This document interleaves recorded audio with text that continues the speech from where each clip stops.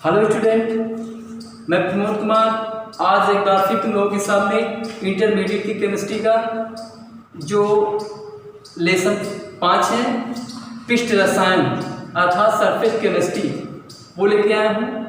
तो सबसे पहले हम हर लेसन में यही बताते हैं कि उस पार्ट का अर्थ क्या है, वहीं से हम चालू करते हैं। तो फिर आज हम लेसन 5 जो तुम्हारा है सरफेस केमिस्ट्री या पृष्ठ रसायन, उसके बारे में पहले जानते हैं पृष्ठ रसायन होता क्या है।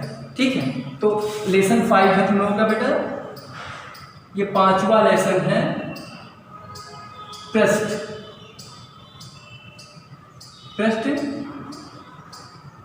रसायन, जिसको बेटा हम कहते हैं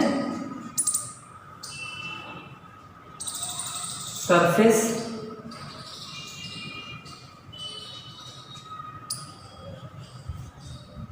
पृष्ठ रसायन या फिर सरफेस केमिस्ट्री। अब सरफेस केमिस्ट्री, सतही रसायन या पृष्ठीय रसायन, अब ये किसको बोलेंगे?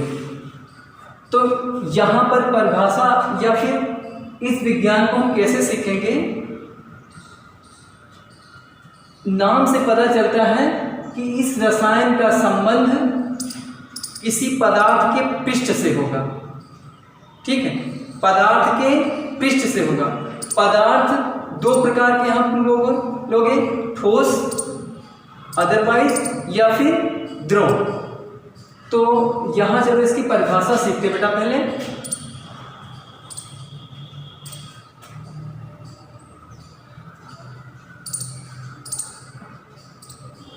रसायन विज्ञान की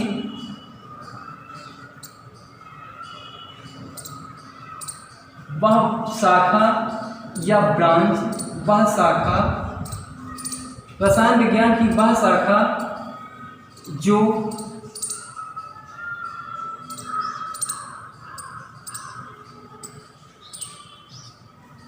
पदार्थ के, अब कौन कौन से पदार्थ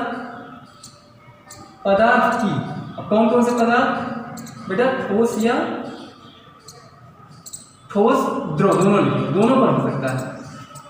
रसायन विज्ञान की वह शाखा जो पदार्थ की ठोस या द्रव सतह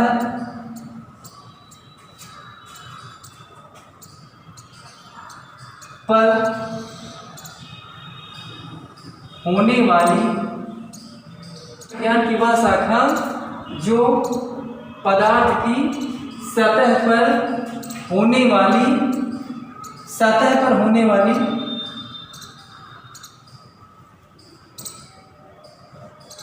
घटनाओं को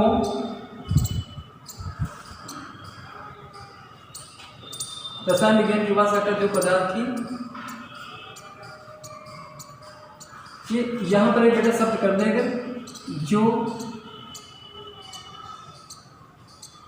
किसी पदार्थ की सतह पर होने वाली घटनाओं का अध्ययन कराती है। रसायन विज्ञान की वह शाखा जो किसी पदार्थ की सतह पर होने वाली घटनाओं का अध्ययन कराती है। बेटा लिख लेना, पृष्ठ रसायन कहलाती है।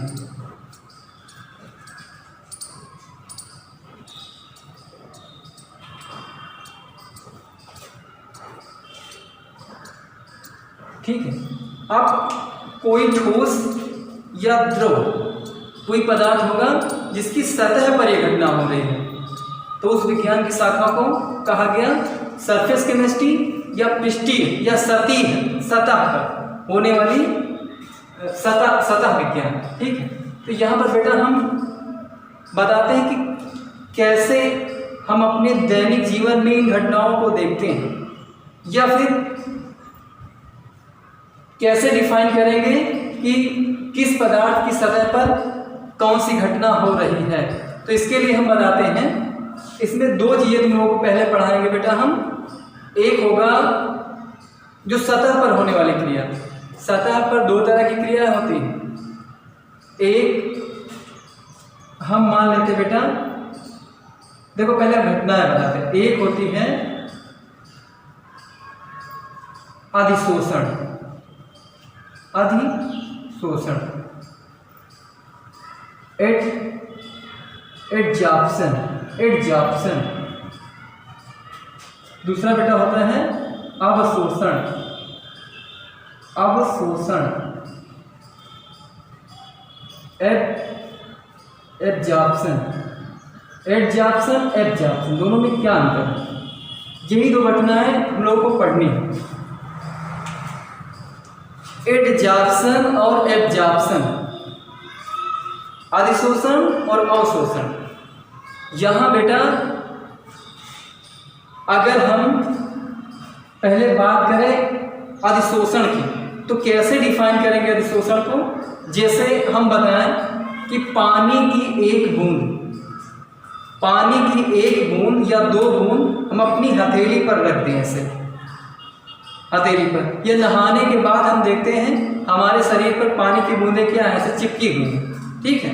तो हथेली पर या शरीर पर जो बूंद चिपकी हुई है, चिपकी हुई है, उसको तुम कहोगे क्या है? वो अधिशोषित है बेटा। क्या है?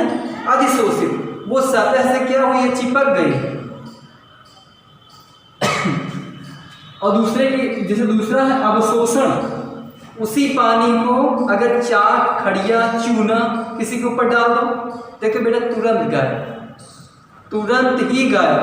तो यहां हम कह सकते हैं अधिशोषण वह पृष्ठ या वह ठोस या द्रव जिस पर कोई दूसरा पदार्थ आके चिपक जाता है या आकर्षित हो जाता है, आकर्षित होकर चिपकता है या जुड़ जाता है। अंदर सोखता नहीं है, अंदर मतलब डिजॉल्व नहीं होता है, आके क्या होता है? आकर्षित होकर चिपक जाता है या जुड़ जाता है, उसको कहते हैं हम एडजॉर्प्शन, अधिशोषण। और वही पानी की बूंद या कोई पदार्थ अंदर डिजॉल्व हो जाए तो उसको तुम बेटा कहोगे अंदर चली जाए, तुम कहोगे अवशोषित हो गई, अवशोषित हो गई। तो यहाँ हम कहेंगे कि अगर पानी की बूंद हमारी सतह से चिपकी हुई है, शरीर से चिपकी है, तो वो हमारा जो शरीर है वो अधिशोषक है, अधिशोषक। जिस पर घटना हो रही है बेटा वो अधिशोषक, और जो पदार्थ चिपका हुआ है वो अधिशोष। जो जिस पर वो घटना हो रही है, हम बताते चलो इस बोर्ड पे लाकर पानी ऐसे डाल दो, पानी सोखता नहीं है, क्या होता है बेटा? ऐसे पानी उसी पर बूंद के रूप में वहीं पर चिपका रहता है। तो तुम कहोगे वो अधिशोष क्या हो रहा है? उसका अधिशोषण हो रहा है। तो वो घटना हो रही इस बोर्ड के ऊपर, तो इस बोर्ड को मानोगे अधिशोषक। जहां घटना हो रही है अधिशोषक, जो घटना कर रहा है अर्थात जो पानी की बूंद इसमें चिपकी है वो अधिशोष। क्लियर? ठीक है। तो यहां हम इनकी भी परिभाषा लिख लेते हैं। हमने सीखा कि रसायन, ये पिष्टी रसायन क्या होगी, सरफेस केमिस्ट्री क्या होगी। तो इसकी परिभाषा में कहा गया रसायन विज्ञान की वह शाखा जो किसी पदार्थ की सतह पर, चाहे वो ठोस हो या द्रव, पर होने वाली घटनाओं का अध्ययन कराती है, तो पिष्टी रसायन कहलाती है। क्लियर? अब बताए हैं कि उसमें होने वाली घटना दो प्रकार की, अधिशोषण और अवशोषण। पहले इनकी परिभाषा लिख लेते हैं, फिर बताते हैं कि इनका हमारे दैनिक जीवन में क्या महत्व है। तो सबसे पहले बेटा हम लिखते हैं अवशोषण।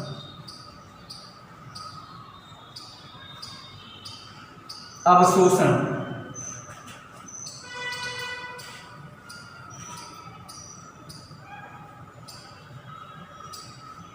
वह ठोस या द्रव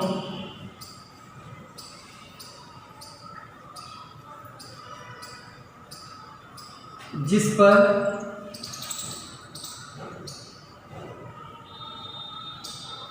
दूसरा पदार्थ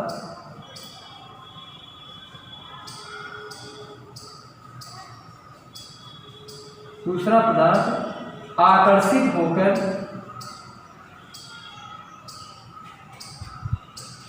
वह ठोस या द्रव जिस पर दूसरा पदार्थ आकर्षित होकर, ये सब जरूर लिखेंगे, उसकी सतह से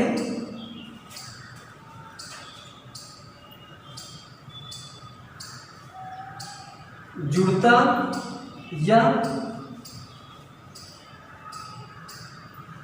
चिपक जाता है।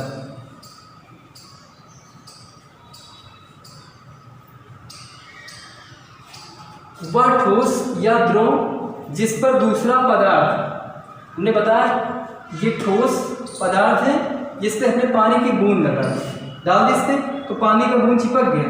तो हमने बताया कि वह पदार्थ, जैसे ये बोर्ड, जिस पर कोई दूसरा पदार्थ उसकी सतह से आकर चिपक जाता है, उसे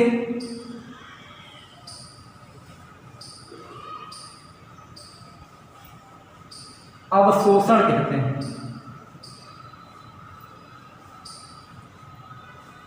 ठीक है, अब इसी में थोड़ा बेटा और सीख लेते हैं। जिस पदार्थ पर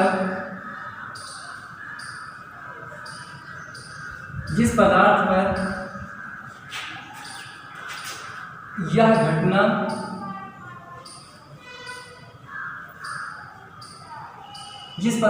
घटना होती है उसे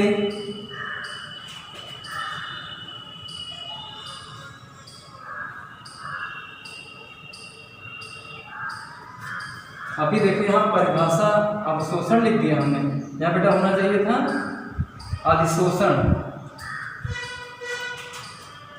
जुड़ता है, फिर लिखा जिस पदार्थ पर यह घटना होती है उसे अधिशोषक। मतलब हमने बताया कि बोर्ड पर पानी मारो तो बोर्ड जिस पर यह घटना हो रही है, बोर्ड को कहेंगे हम क्या, अधिशोषक। तथा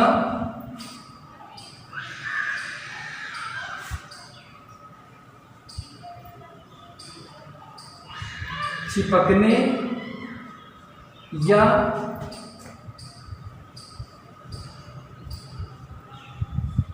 जुड़ने वाला, तथा एक मिनट और बढ़ा देते हैं, तथा सतह से जुड़ने या चिपकने वाला पदार्थ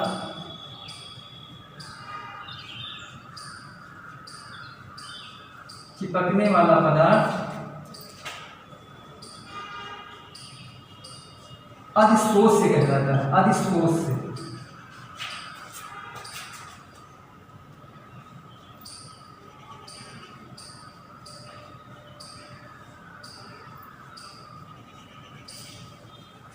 ठीक है, अभी उदाहरण में हमने बताया ही कि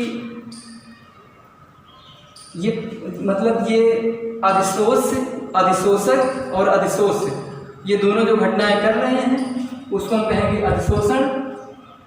जहाँ ये घटना हो रही है उसको अधिशोषक, जो ये घटना कर रहा है उसको अधिशोष। ठीक है, अब जैसे इसके उदाहरण में हम बेटा लिख लें कि कौन कौन से, भाई इसका कहीं ना कहीं तो हमारे जीवन में महत्व रहता ही होगा। क्यों ये शब्द आया है, ये अधिशोषण क्या है, या पृष्ठीय रसायन हमारे जीवन में क्या महत्व, तो कुछ ना कुछ तो होता होगा। तो ये लिख लो, उसके बाद हम इसके उदाहरण लिखवा देते। ठीक है,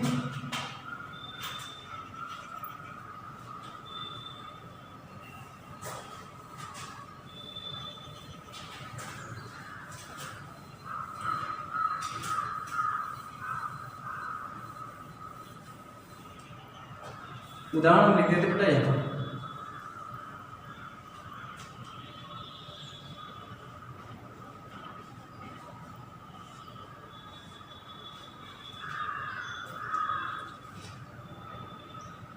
अधिशोषण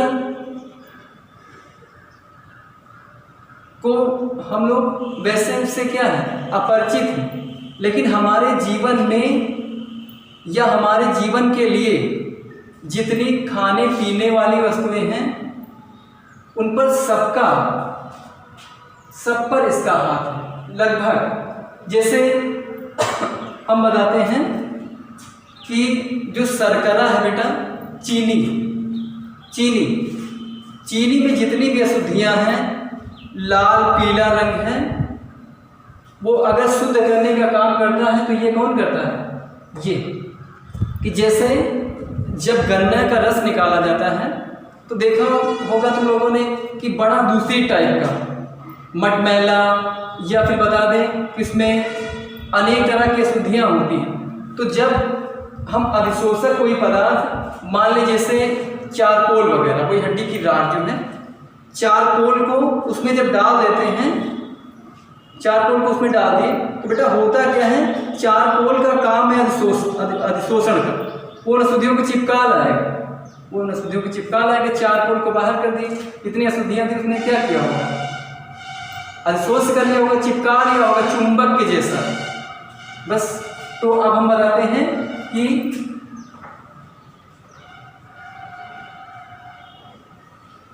चीनी के पीले, भूरे रंग को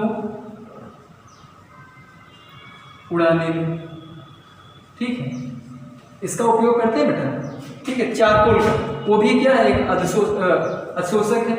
अब ये हो गया। और जैसे और एक उदाहरण बताएं कि जैसे जो ये अपने यहाँ जो सरसों का तेल वगैरह है, देखा होगा उसकी झाग, उसकी गंध, उसका रंग दूसरी तरह है, जबकि जो ये किराने की दुकान पे मिलते हैं वही शुद्ध घानी वाले तेल, तो उसमें देखा बेटा कि वे तेल एकदम पीले रंग के और गाढ़े नहीं हैं, वो पीले हैं और गाढ़े नहीं, रंग एकदम डार्क, और वो क्या है, एकदम शुद्ध है। तो उसमें भी किसका प्रयोग करते होंगे, यही क्या है, चारकोल वगैरह का। तो इसमें लिख देंगे सरसों के तेल के